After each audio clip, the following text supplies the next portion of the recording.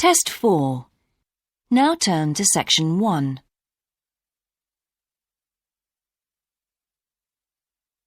Section 1. You will hear a man telephoning to ask about a job in a hotel.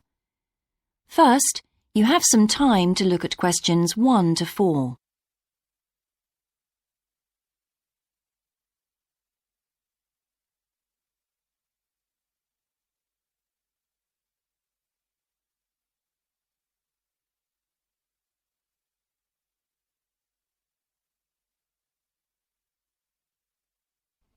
Now we shall begin. You should answer the questions as you listen, because you will not hear the recording a second time.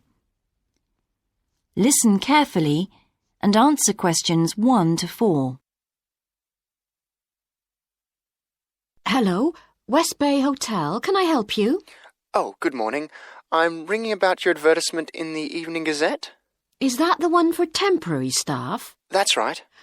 Yes, I'm afraid the person who's dealing with that isn't in today, but I can give you the main details if you like. Yes, please. Could you tell me what kind of staff you're looking for? We're looking for waiters at the moment. There was one post for a cook, but that's already been taken. Oh, right. What are the hours of work? There are 2 different shifts. There's a day shift from 7 to 2 and a late shift from 4 till 11. And can people choose which one they want to do? Not normally, because everyone would choose the day shift, I suppose. You alternate from one week to another. OK, I'm just writing all this down. What about time off? You get 1 day off, and I think you can negotiate which one you want. It's more or less up to you, but it has to be the same one every week. Do you know what the rates of pay are? Yes, I've got them here. You get £5.50 an hour, and that includes a break. Do I have to go home to eat, or...? You don't have to. You can get a meal in the hotel if you want to, and there's no charge for it, so you might as well. Oh, good. Yes, so let's see. I get £231 a week. You'd also get tips. Our guests tend to be quite generous. Before you hear the rest of the conversation, you have some time to look at questions 5 to 10.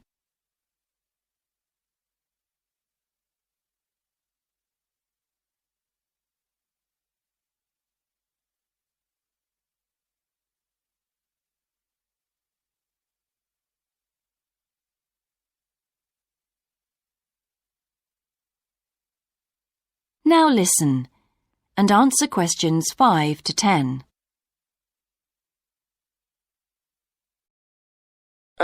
Is there a uniform?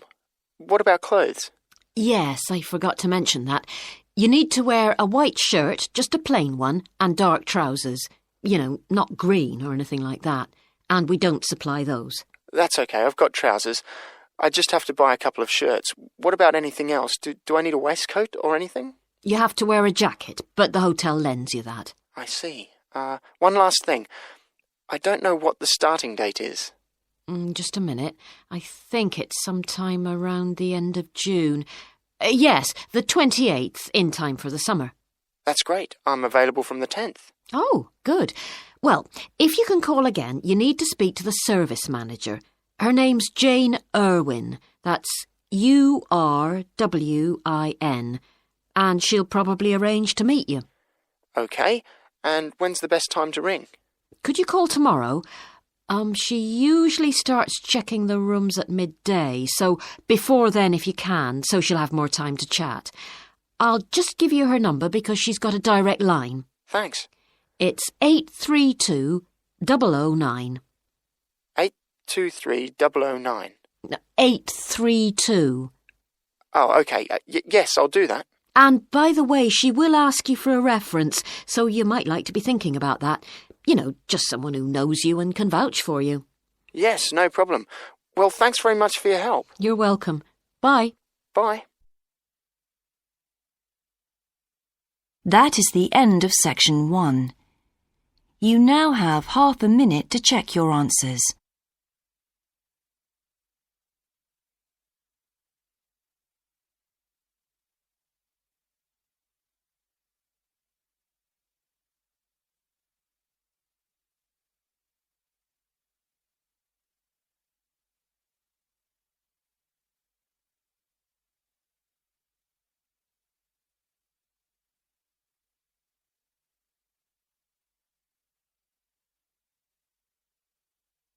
Now turn to Section 2. Section 2. You will hear a man being interviewed on local radio about a plan to improve a suburb called Red Hill. First, you have some time to look at questions 11 to 13.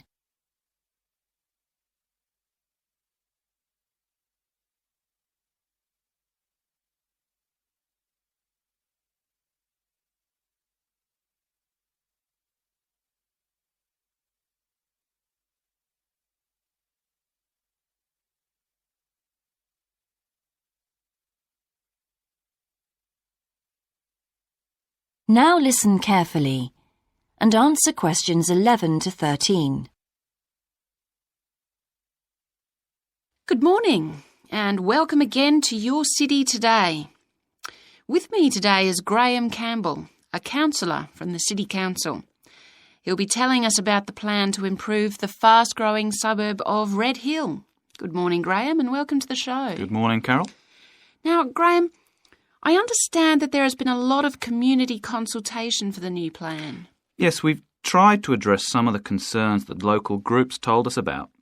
People we've heard from are mainly worried about traffic in the area and in particular the increasing speed of cars near schools. They feel that it's only a matter of time before there's an accident as a lot of children walk to the school.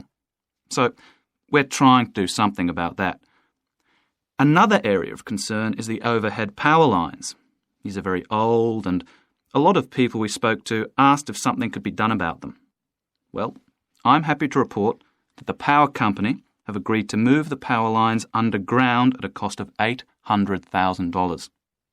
I think that will really improve the look of the area as well as being safer. That's good to know.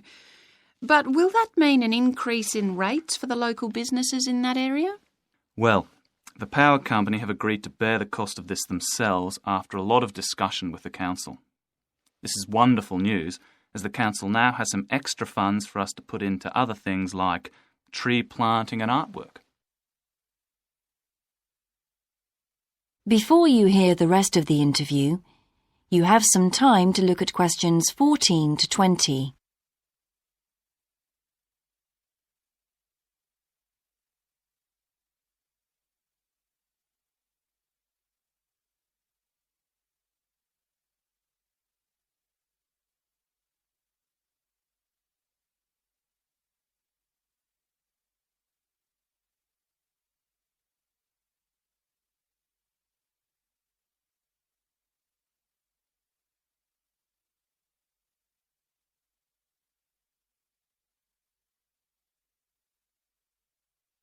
Now listen and answer questions 14 to 20.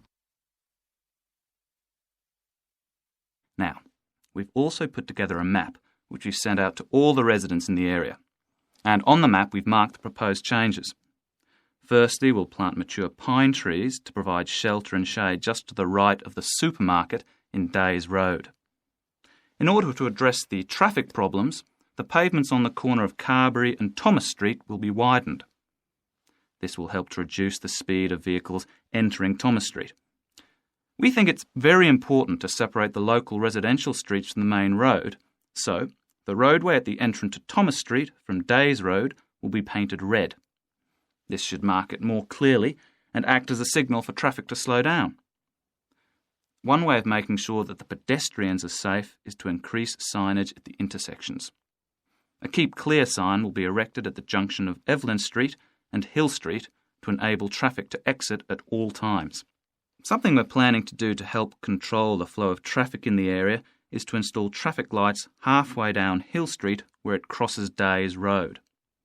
Now, we haven't only thought about the cars and traffic, of course. There's also something for the children. We're going to get school children in the area to research a local story, the life of a local sports hero, perhaps. And an artist will incorporate that story into paintings on the wall of a building on the other side of Hill Street from the supermarket. And finally, we've agreed to build a new children's playground, which will be at the other end of Hill Street, close to the intersection with Carberry Street. Wonderful. Now, what's the next stage? Well, the final plan... That is the end of section 2. You now have half a minute to check your answers.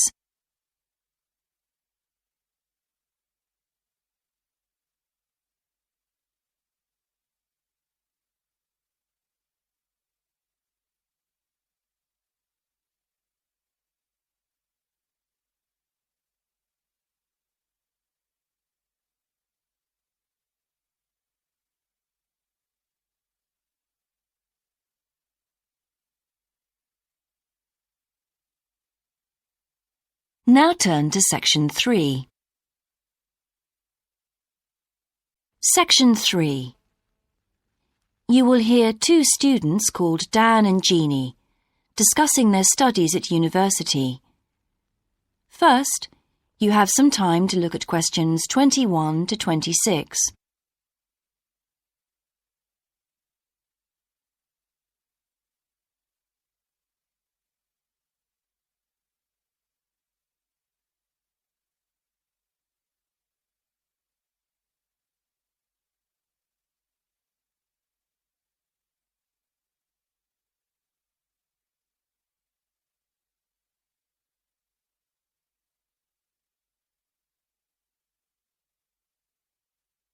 Now listen carefully and answer questions 21 to 26. Hi Jeannie, how's it going? Oh, hello Dan. Pretty well, thanks. Have you managed to get the money for the course yet? Yes, that's all sorted out now, thanks. It took long enough though. It was practically a year ago that I applied to my local council for a grant, and it took them 6 months to turn me down. That's really slow. And I thought I was eligible for government funding, but it seems I was mistaken. So then I asked the boss of the company I used to work for if they would sponsor me, and much to my surprise, he said they'd make a contribution. But what about college grants and scholarships? There must be some you could apply for. Yes, there are, but they're all so small that I decided to leave them until I was desperate. And in fact, I didn't need to apply. My parents had been saying that as I already had a job, I ought to support myself through college. But in the end, they took pity on me, so now I've just about got enough. That's good. So now I can put a bit of effort into meeting people. Haven't had time so far. Any suggestions? What about joining some college clubs? Oh, right. You joined several, didn't you? Yes, I'm in the drama club. It's our first performance next week, so we're rehearsing frantically, and I've got behind with my work, but it's worth it. I'm hoping to be in the spring production too. I've never liked acting. Are you doing anything else? I enjoyed singing when I was at school, so I joined a group when I came to college. I don't think the conductor stretches us enough though, so I'll give up after the next concert. And I also joined the debating society. It's fun, but with all the rehearsing I'm doing, something has to go, and I'm afraid that's the one. Do you do any sports? Yes, I'm in one of the hockey teams. I'm not very good, but I'd really miss it if I stopped.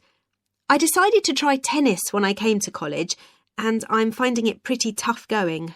I'm simply not fit enough. Nor me. I think I'll give that a miss. I'm hoping it'll help me to build up my stamina, but it'll probably be a long haul. Good luck. Thanks. How are you finding the course? I wish we had more seminars. What? I'd have thought we had more than enough already. All those people saying clever things that I could never think of. It's quite interesting, but I wonder if I'm clever enough to be doing this course. I find it helpful to listen to the other people. I like the way we're exploring the subject and working towards getting insight into it. How do you get on with your tutor? I don't think I'm on the same wavelength as mine, so I feel I'm not getting anything out of the tutorials. It would be more productive to read a book instead. Oh, mine's very demanding. She gives me lots of feedback and advice, so I've got much better at writing essays. And she's helping me plan my revision for the end-of-year exams. Do tell me, I always struggle with revision. Before you hear the rest of the discussion, you have some time to look at questions 27 to 30.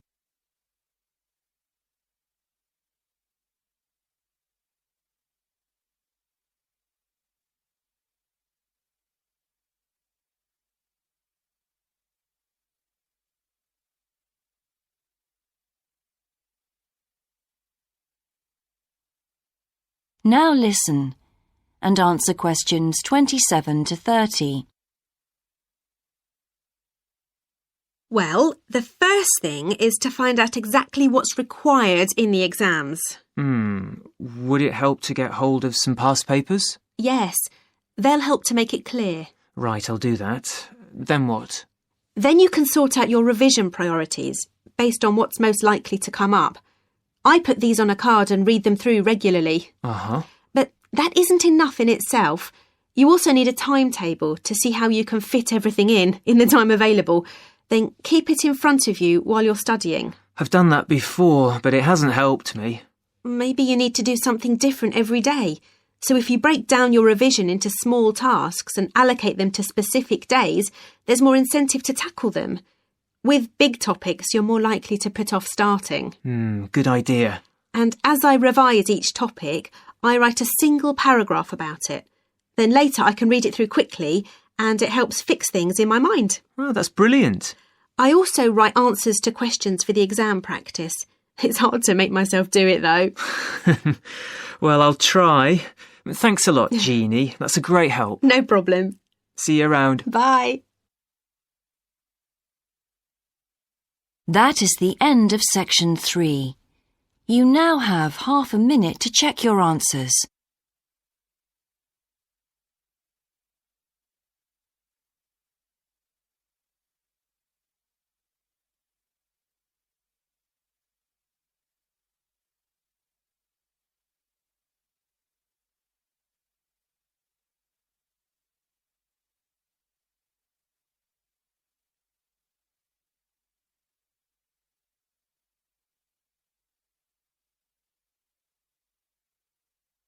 Now turn to section 4. Section 4. You will hear a lecturer giving a talk about Australian rock art to a group of archaeology students. First, you have some time to look at questions 31 to 40.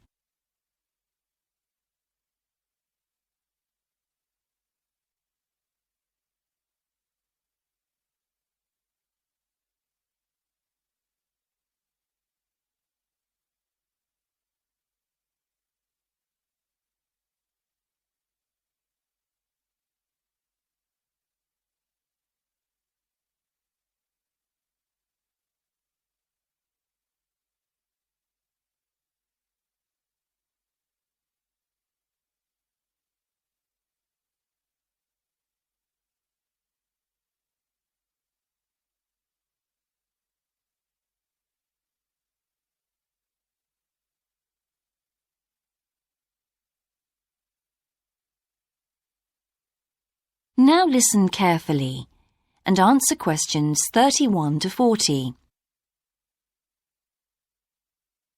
Good morning, everyone. I've been invited to talk about my research project into Australian Aboriginal rock paintings. The Australian Aborigines have recorded both real and symbolic images of their time on rock walls for many thousands of years. Throughout the long history of this tradition, new images have appeared and new painting styles have developed. And these characteristics can be used to categorise the different artistic styles.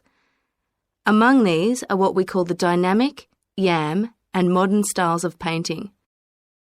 One of the most significant characteristics of the different styles is the way that humans are depicted in the paintings.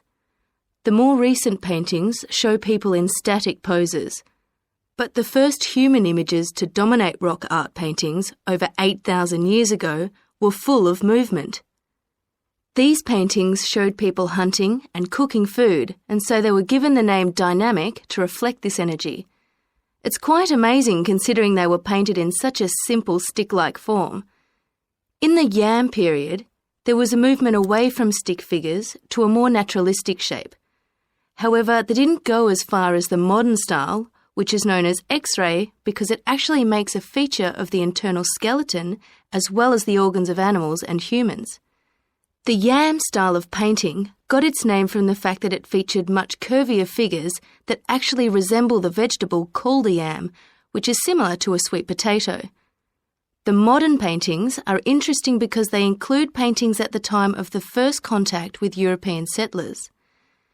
Aborigines managed to convey the idea of the settlers' clothing by simply painting the Europeans without any hands, indicating the habit of standing with their hands in their pockets.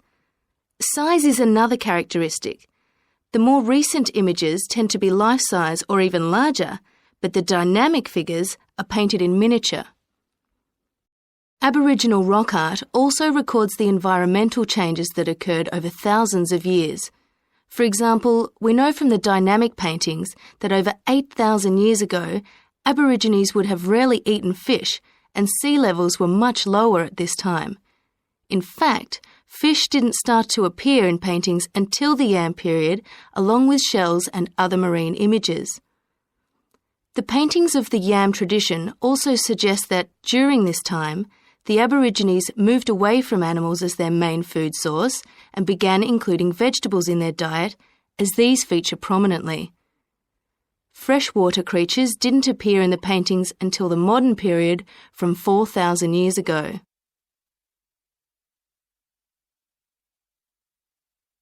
So these paintings have already taught us a lot. But one image that has always intrigued us is known as the rainbow serpent. The rainbow serpent, which is the focus of my most recent project, gets its name from its snake or serpent-like body, and it first appeared in the Yam period 4,000 to 6,000 years ago. Many believe it is a curious mixture of kangaroo, snake and crocodile. But we decided to study the rainbow serpent paintings to see if we could locate the animal that the very first painters based their image on. The Yam period coincided with the end of the last ice age. This brought about tremendous change in the environment, with the sea levels rising and creeping steadily inland. This flooded many familiar land features and also caused a great deal of disruption to traditional patterns of life, hunting in particular. New shores were formed and totally different creatures would have washed up onto the shores. We studied 107 paintings of the rainbow serpent and found that the one creature that matches it most closely was the ribboned pipefish, which is a type of seahorse. This sea creature would have been a totally unfamiliar sight in the inland regions where the image is found, and it may have been the inspiration behind the early paintings. So, at the end of the Ice Age, there would have been enormous changes in animal and plant life. It's not surprising, then, that the Aborigines linked this abundance to the new creatures they witnessed. Even today, Aborigines see the rainbow serpent as a symbol of creation, which is understandable given the increase in vegetation and the new life forms that featured when the image first appeared. That is the end of section 4. You now have half a minute to check your answers.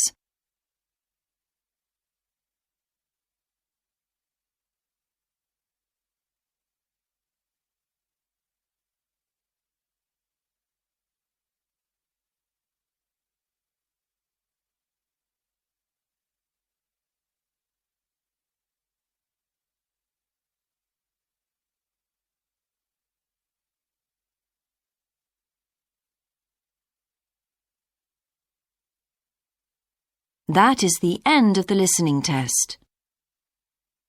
In the Ielts test, you would now have 10 minutes to transfer your answers to the answer sheet.